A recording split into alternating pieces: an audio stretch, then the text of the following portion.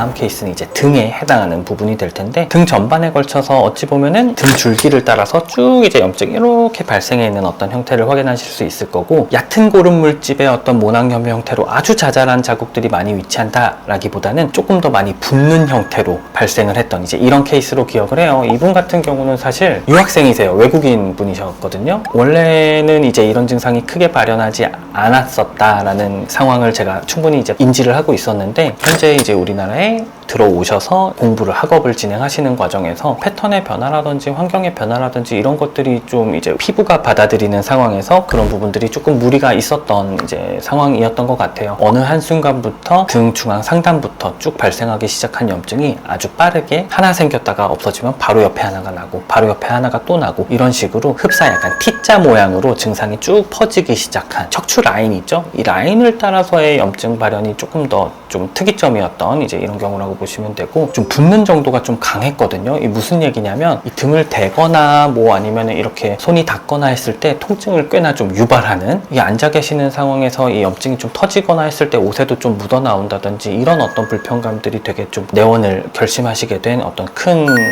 요소였다라는 제가 기억을 분명히 하고 있어요. 염증 제거하는 과정을 진행을 많이 했었어요. 염증으로 인해서 붉게 되어 있는 부분들이 있거든요. 염증 그 자체 때문에 계속 이제 색깔을 띠게 되는 이제 이런 부분들이라서, 이게 원만하게 좀 제거가 되어 있는 상황에서 시술이 들어가야 훨씬 더 효과적일 수 있기 때문에, 이 상태에서 그냥 시술만 위에 들어가도 충분히 효과는 나타날 수 있어요. 다만 훨씬 더 안정적인 어떤 형태로 빠른 호전을 유도하기 위해서는 이 압출이라는 어떤 행위가 항시 좀 동반이 되면 좋은 이런 어떤 경우였다라고 생각하시면 되고요. 시술과 재생을 마찬가지로 약초침이라는 시술을 5회에 걸쳐서 반복 시행하시면서는 홈케어도 일부는 사용을 하셨어요. 여드름이나 모낭염 뭐 이런 식으로 무언가 발생하고 있는 그 증상에 대한 어떤 항염증 작용, 각질층, 이 순환을 통해서 이후에 발생할 수 있는 어떤 증상을 예방하는 차원에서 집에서 말 그대로 사용하시는 외용제라고 표현하는 게 좋겠어요. 그러니까 바깥으로 이제 발라주시는 이런 어떤 치료제라고 보시면 되는데, 이 과정을 좀 같이 병행하시면서 치료를 진행을 하셨었고요. 초반에 그래서 많이 좀 힘들어 하셨던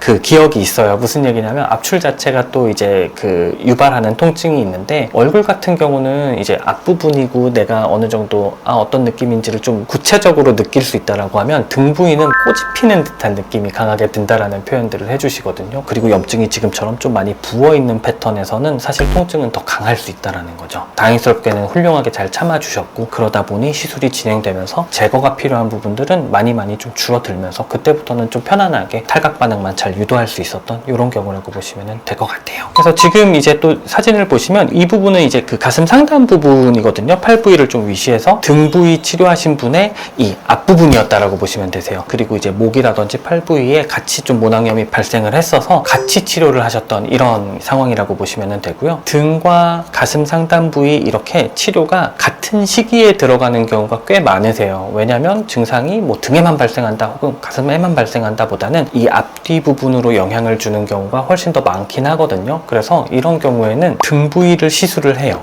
그러고 나서 그 일주일이 지난 이후에 가슴 부위 시술을 해요. 그 다음 주에 등 부위에 재생관리가 들어가고, 그 다음 주에 가슴 부위에 재생관리가 들어가고, 이런 식으로 사이사이에 시술과 재생을 껴넣듯이 교차로 진행을 하게 되면, 일주일에 한 번씩 병원을 오셔서 치료를 진행하시게 되는 그 수고를 제외한다라고 하면은 사실 거의 동일한 기간에 여러 부위에서의 어떤 치료를 같이 진행하실 수 있다라는 그런 장점이 있는데, 등과 팔을 동시에 진행을 한다 그러면은 등과 팔이 이렇게 이어지듯이 시술을 같이 들어갈 수 있거든요. 등이랑 가슴 상단 부위다라고 하면은 엎드려 계시거나 똑바로 누워 계시거나 둘 중에 하나의 자세를 택해서 진행을 하셔야 되기 때문에 한 번에 동시에 어떤 진행이 어렵습니다. 그 중간에 후반응들이 있거든요. 처음에 이렇게 마찰을 진행하기 때문에 이 마찰에 대한 얼얼한 듯한, 화끈화끈한 듯한 이런 어떤 느낌이 처음에는 발생을 하고, 그 느낌들이 점점 없어지기 시작하면서 인위적인 건조감과 함께 각질이 발생을 하게 되는데, 간지러움이 발생을 해요. 하루에 동시에 시술을 같이 했다라고 하면은 이 간지러운 정도가 여러 방향에서 한 번에 발생을 하다 보니까, 특히 이제 주무시는데 많이 불편해지신다든지 일상생활을 하시는데 너무 신경이 쓰이시는 정도가 될 수 있다 보니까, 아주 급하시거나 아주 특수한 어떤 경우가 아니다라고 하면은 하루에